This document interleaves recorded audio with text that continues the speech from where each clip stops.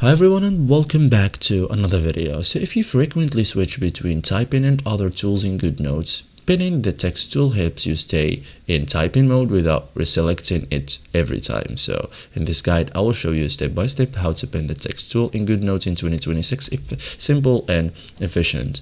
So first thing, select the text tool. So open your notebook, tap the text tool, which is the T icon here, okay, as you can see.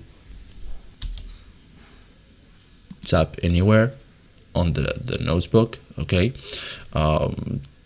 After that, this opens additional settings or options, okay. So tap the text tool icon again, okay, or like this. So now enable keep tool selected, okay. So look for keep tool selected or similar option, okay. So you have here many options, okay.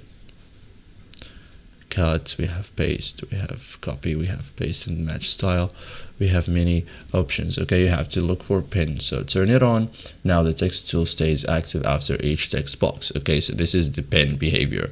Start typing multiple text boxes, like tap anywhere and type, or tap elsewhere next text box, or repeat without reselecting tool, okay. It's a faster workflow.